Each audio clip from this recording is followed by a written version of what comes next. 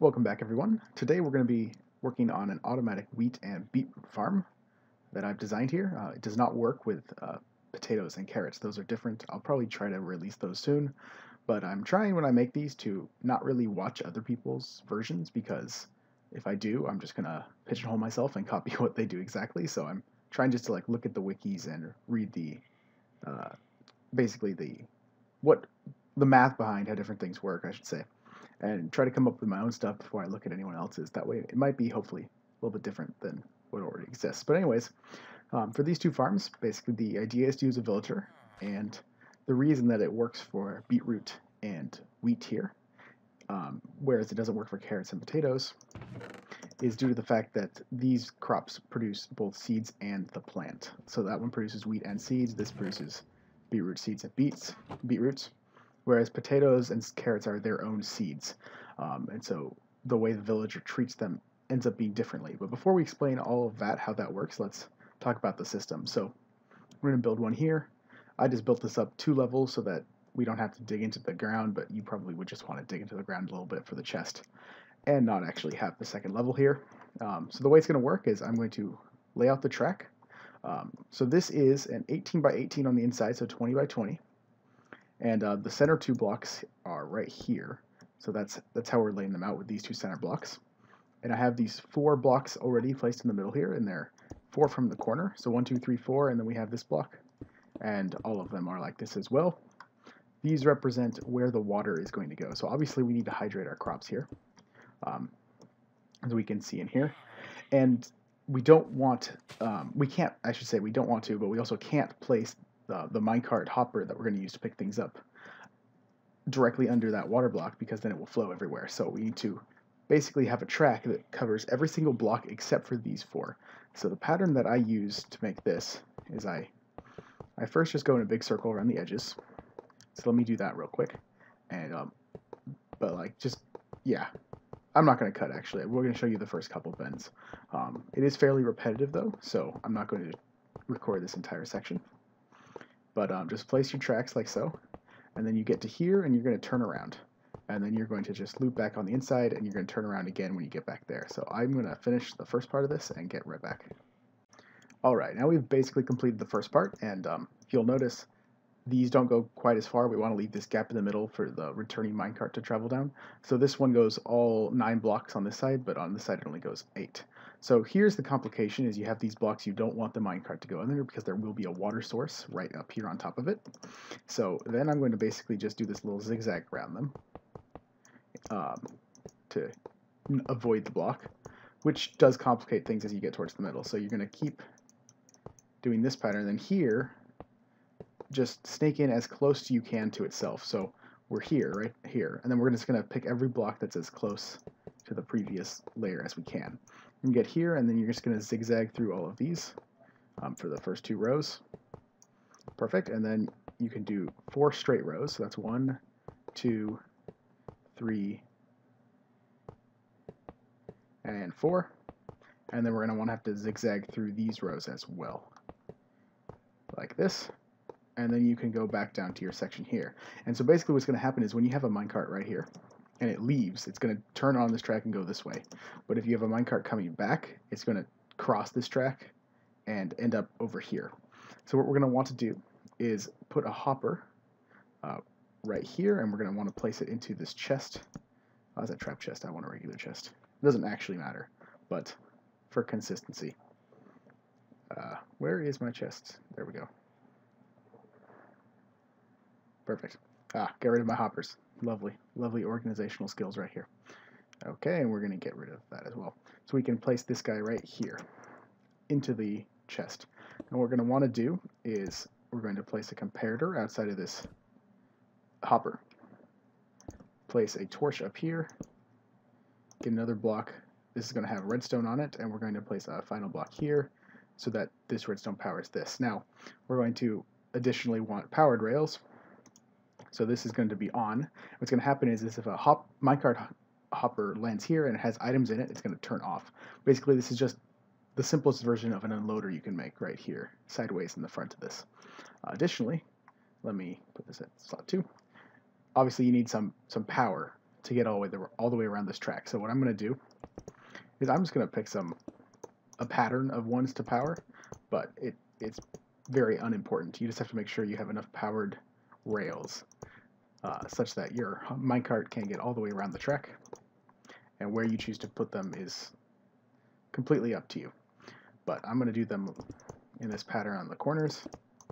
And of course, you could do the whole thing with powered rails, such as I do with my smaller farms, like the pumpkin farm, but I'd rather not because gold's kind of hard to get if you haven't set up a zombie pigman farm, which is not a beginning game type of setup, whereas using these plants to eat is more of a beginning game type of food source.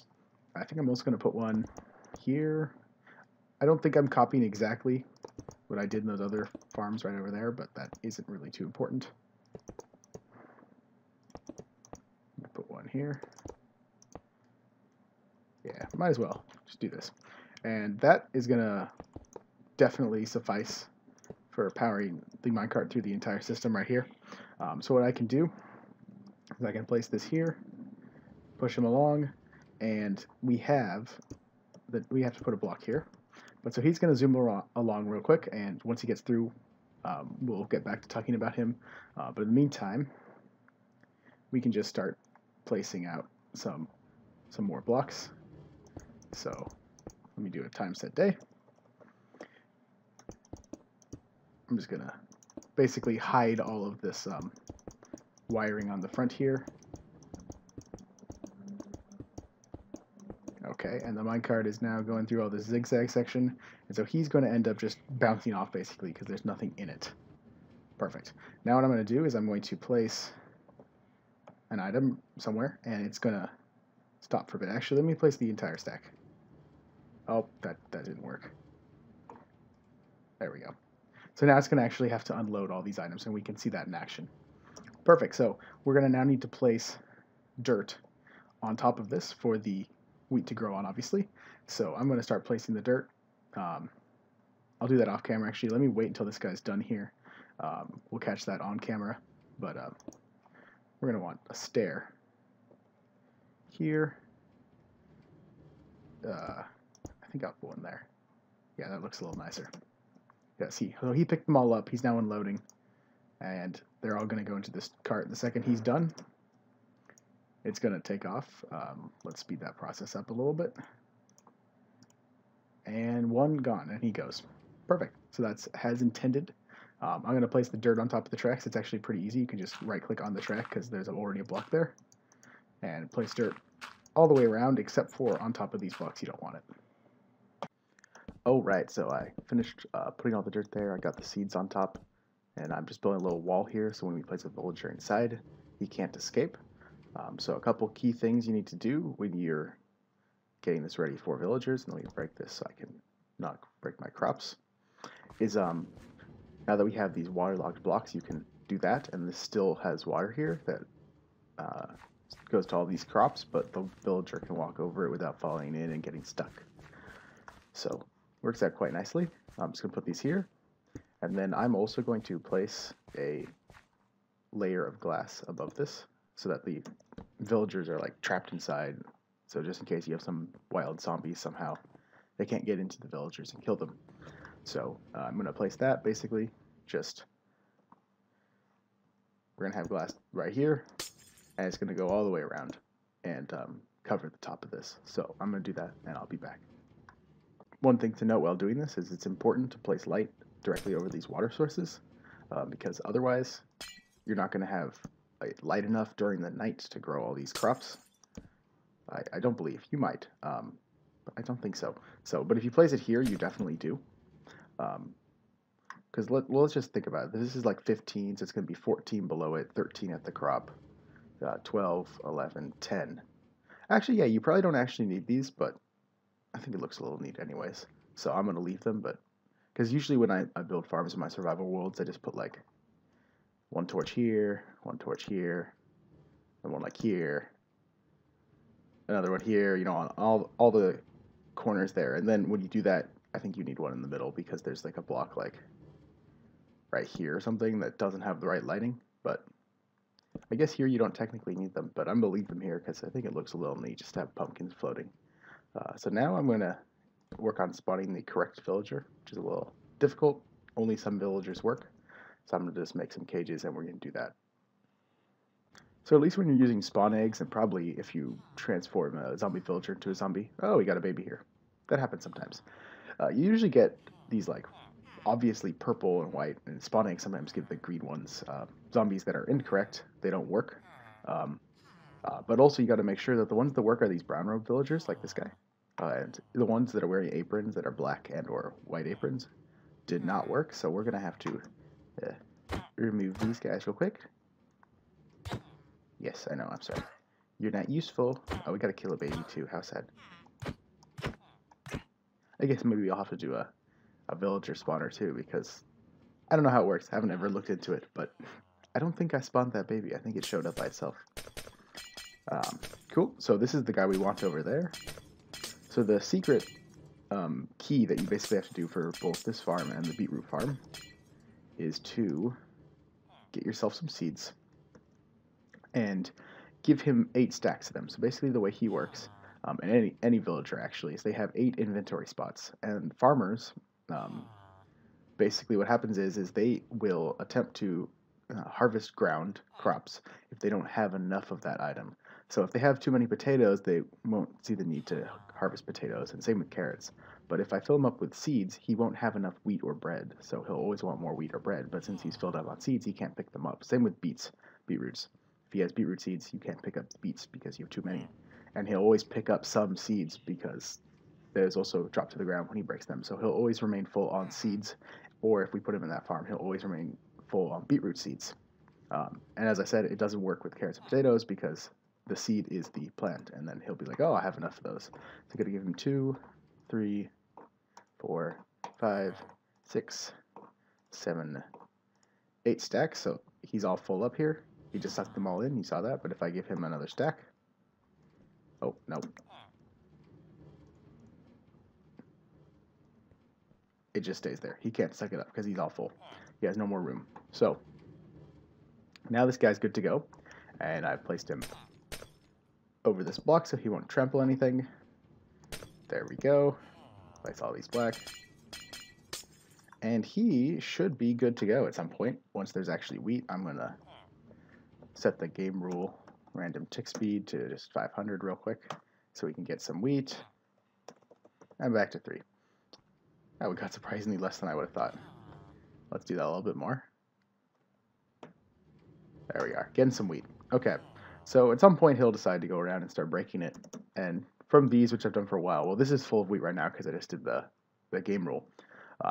But he will keep up with at least this size of farm. One single villager will keep up. So he should be breaking soon. Oh, and you'll notice for this one, the minecart isn't running because the system's all full up. So it's trying to unload here on the unloader, but it can't because it's all full. So let's see. You doing anything, dude? How's this looking? Nothing yet. There we go.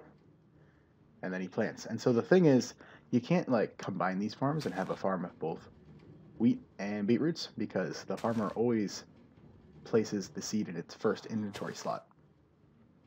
So yeah, maybe it's possible that you won't actually run out of one crop if you do that, and it will slowly switch back and forth, but then you might get the scenario where he places his last seed and he picks up a piece of wheat, and then all of a sudden he gets wheat.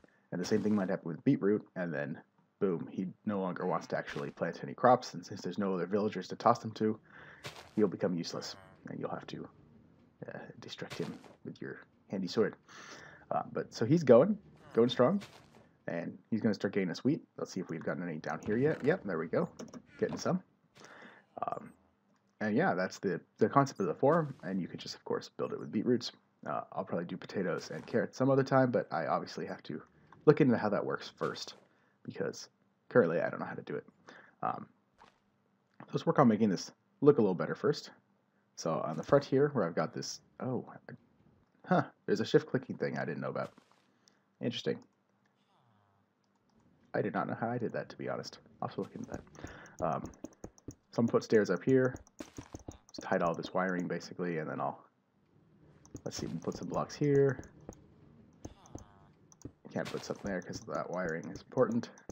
And we can put some more stairs to cover that up. Perfect. And then I'll probably put some stairs, like I did this one around the edges here. And that should do it for this design. I kind of like having the top open. You can watch the villager, unlike some of these other ones where I put a big massive roof. This one looks pretty neat without it. And of course, I always like my pumpkins and my orange glass in my designs, but y'all can do whatever you want. Pumpkins provide light, or the jack-o'-lanterns, which looks neat, especially at nighttime. But so he's gonna break these all, and we're gonna start getting some wheat. At some point here, if you guys are interested, I have a lot of these farms now. I got the pumpkins, the sugarcane, sugar, wheat, and beetroot. I'll probably add one here. And we can I can just clear all their inventories, AFK for an hour on normal random tick speed, and see what the results are. But yeah, so he's never going to be able to pick up the wheat, only the seeds. So he will just be our little slave guy for all of time. And then boom, you got an automatic wheat farm. So that's great. Yeah. I'm not going to kill you. You survived. But that's just because you're a slave. Okay. Goodbye.